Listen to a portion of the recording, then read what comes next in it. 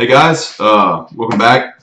Week 4 of the recap. I'm going to get it to you where actually maybe some insight may help you. It's a busy week. The offensive explosion continues, and I've got a little sidekick here with me this time. So yeah, jump right into it. Again, it was a little more interesting this week. A lot more boom and bust. Okay, bud, that's enough. A lot more closer games, but again, some like crazy offensive powerhouse numbers. Uh, being put up. Sorry, a little scattered. But also some big injuries as well. Again, this is week 4, and they're already starting to creep up. Tight ends are getting thin. A lot of other positions are getting pretty thin. Hopefully, get some relief coming back. But yeah, let's jump right into it. So, me versus Riley. Big offensive game for me. I kind of bounced back, getting the win, 150 to Riley's 108. A lot of that, and I think a lot of people benefited from the Thursday night game between the Rams, who, in my opinion, are the best team in pro football right now, and the Vikings. It was crazy game Thursday night. Just lots of points. Like Kirk Cousins, 43.5 points, or almost 44 points, and Jared Goff on my bench put up almost 60. I mean, it was just outrageous. Adam Thielen also benefiting from that. It was out of control. So there's a lot of points. My running back situation still sucks. Again, trading series offers for Goff or Cousins. Both solid QB1s at this point, in my opinion. Juju Smith and Antonio Brown, surprisingly, I'm used to them putting up giant numbers, but they're kind of they didn't put up a whole lot compared to the rest of the team this week. But on the flip side of that, Riley really had a great performance as well, except for Ryan Tannehill putting up 1 point in the quarterback spot. I guess New England finally woke up and realized that they were New England and had a blowout day against the Dolphins. But yeah, that definitely hurt. Again, James Conner for Pittsburgh. That definitely Pittsburgh's offense is kind of up or down right now. I think it's definitely boom or bust. Other than that, again, Stephon Diggs putting up a lot. DeAndre Hopkins, that Houston game was nuts. A lot of these shootout games. A lot of these games, the game scripts are favoring these big-time offensive players because there's the defenses there. I mean, look at the Saints and Falcons last week. I mean, that game was 38-37, something like that. These games are getting into shootouts and giving players a lot of time, a lot more chance to get points, especially receivers, and running backs as well. So going on to the next game, so yeah, I get the win, move to 3-1. Riley drops to 1-3, but not too much to be concerned about because Riley's still getting the numbers in. I think it was just a little bit of bad luck. Also, speaking of bad luck, Matt spoils B-Wade's attempt to go 4-0, getting the win 155 to 123. Deshaun Watson finally remembering who he is and getting more confidence back from the ACL tear, putting up just shy of 40. Todd Gurley, nothing to say there. The name alone says it. Matt, shame on you for offering me Jordan Howard for Jared Goff, and Jordan Howard putting up 2.5 points. Get the hell out of here. Calvin Ridley, that's a good start. I think he was on Matt's bench last week when he went off and still putting up big points there. Jarvis Landry, a viable Browns player. Look out going forward. Not valuable pick this week. Browns defense putting up -3, but again, it's these shootouts. And it's really hard for me to try to find a defense that I'm confident in because any team can hang 40 on another team, I feel like. And we can get into all the political discussion or debate about, quarterback extra roughing the passer rules. Been horrible, in my opinion, for the game this week. But yeah, it's just defenses are having to, it's getting a little titty fight out there, I feel like sometimes. But we'll see. It's obviously affecting the game because we're seeing offensive output like never before. It's nuts. For B-Wade on the other hand, the Fitzmagic train came to an end. Tampa Bay just did not look well. That Chicago defense is looking actually pretty legit. Putting up 4 points. Melvin Gordon still did great. Tevin Coleman. We'll see what happens there. I think Devonta Freeman's coming back, much to my happiness. But Tevin Coleman's value going forward, might have to watch that. Giovanni Bernard get a little banged up, but doing well with 23 points. I remember having him. He never put that for me. OBJ, again, I mean, when do we stop looking at him as a wide receiver one? Not for a lack of ability, but just that the Giants are such a hot mess right now. I just don't know. Zach Ertz doing well for B-Wade. Eagles D doing fine. Cody Parkey, Ward and we still have one kicker still in the league. But yeah, so BYU put up great numbers. It's just, again, Matt just had the right alignment of people, and they went off, and that's what it is. So B-Wade, let's see, doing it real quick. Like with 123, would have beaten 1, 2, 3, 4, 5, 6, basically half the league. We'll say he's the median scorer this week. That's just a bad matchup, but looking good going forward. Moving to Steve and Nick. Steve dropping 1 to Nick, moving to 1 and 3. Nick evening out at 2 and 2. Carson Wentz getting back. That's a good play for Steve. He will continue to get more comfortable back there, and I think the Eagles offense will involve with that. Derrick Henry still. I mean, y'all know at this point, you'll know my thoughts on Titans running backs. Kind of the same opinion on Theo Riddick in Detroit. That's just, I mean, Kerryon Johnson is by far the most talented back on that offense, but for some reason, LeGarrette Blount is sharking carries, and he is just bad. O.J. Howard, that's a big one. He's out, scored 0 points. Again, that's another tight end. I feel like tight end, the injury bug have floated around between running backs and receivers the past few years, and it's hitting the tight ends hard. Patrick Mahomes, still slinging. I know he didn't put up, 28 points is still great for Nick, but I mean, he proved the test. Denver's not an easy place to play at all, and they came away with the victory there last night. That was a good Monday night game. Isaiah Crowell went back to, I think Nick is going to see, he's going to be boomer bust kind of guy, kind of regress back to what we're used to seeing from him. George Kittle, wow, I did not know he put up that many points at 28 for a tight end. That far exceeded Gronk and Travis Kelce. That's pretty intense. You want to hold on to him. Ravens D looking good this year, and also their kicker. So yeah, so Nick getting a win, 121. We'll need a little bit more production from some of their middle players, kind of your running back 2, wide receiver 2. Because again, the numbers people are putting up every week, it's insane. When I kind of check midday and see people are already into triple digits, by close to halftime or right out of halftime for these games. So it's just incredible. Colin, I was good to you last week, and maybe that jinxed you, but let's see if I can dump on you this week. This was a super close one. As Colin said earlier, that he was trying his hardest to get Will his first win of the season, and he succeeded.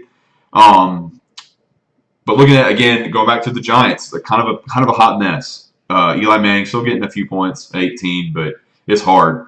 David Johnson, for his draft spot, should be outputting more. Maybe Arizona's kind of getting their stuff together in a good way. Devontae Adams for Green Bay, Emmanuel Sanders, just not putting up the numbers you would expect them to. We'll see. It is tough. Switching over to Will, getting that win. But again, Will scoring 99. Well, I'll give him the rounded up to 100, 99.9. It is a good win, but we'll have to see. Randall Cobb, again, he's boomer bust glass guy. Fournette, what is going on with him for his draft spot? I don't know if the Jacksonville training staff is not letting him heal properly or what, but he is just, Achilles heel all over his body. Good news though, Kareem Hunt had a great night, a couple of touchdowns there. Tom Brady remembered he was Tom Brady and went off on the Dolphins. Traditionally, Dolphins usually play Patriots pretty tough, especially down in Florida where Patriots don't really play well. But going way off. Crabtree did not have one of his better days. Jimmy Graham, so Jaguars defense and New England's kicker getting it done. So good win for Will. Let's see. Moving on to BMO getting another win. BMO 4-0. Only person undefeated right now. I say it famous last word. Let me check. Yeah, I think Copper's getting in on the action here. BMO, only undefeated person. All right, okay. In the league and getting surprisingly put up a stupid high number, but not even the top scorer of the week, which is nuts. But it was more than enough. Almost beating Brendan by 100 points, getting the win, 163-79. Let's look in real quick what happened. But what's weird is, BMO, wide receivers getting it done. Robert Woods, again, that Rams game versus Vikings, everyone got their share, especially on the Rams team. Amari Cooper putting up 24 points, which is insane because he's been much of a bust this year. But good for him. Again, it's these game scripts where, Raiders get a win, 45-42. There's a lot of scoring, a lot of passing. these game scripts where you're having to constantly lead change, constantly come from behind, get these large passing play situations, and it's benefiting fantasy a lot. Patriots D, not traditionally one of the powerhouse Ds in the league, but getting 16 points there, that was strong. Saquon Barkley still getting his, definitely top-rated rookie this year in my book. For those keeping score at home, Brennan, God, this ripped a huge heart. Awesome, thank you, dude. Brennan, what happened, man? Dalvin Cook, again, he's banged up. Alfred Morris, I think bye weeks are starting to chew into that. Jordy Nelson, doing good. I think you're trying to find him more. Michael Thomas from New Orleans, usually a big producer, but not really there. That was kind of a weird offensive game. I watched some of the Saints Giants game. It was just sloppy all around. Nelson Aguilar had some big drops in that game. His points should definitely bounce back next week, but he was hitting the chest quite a few times and just let it get away from him. Alligator armed it, whatever. Yeah, so Brennan taking a tough one. Running backs did not produce the way they needed you to. But your big receivers, I think you just got bad luck bug. I think they'll definitely bounce back going forward. So that's about it. That's all I got for you guys now. Oh no, I can't. Like the offensive game of the week, between Chris and Matthew was nuts. Both teams moving to 2-2. Matthew picking up his second win. Chris falling with the second loss. 175 for Matthew to 142 for Chris. It was nuts. And Chris really could have gone higher. I mean, Drew Brees only had 10 points. Hey, Rusty back there, bud. But Zeke definitely putting up Zeke numbers with 30. Tyreek Hill, that kind of bit you. And I lost by like 0.4 points because of just a lot of mouths to feed in Kansas City now. That became very apparent last night. A lot of mouths to feed.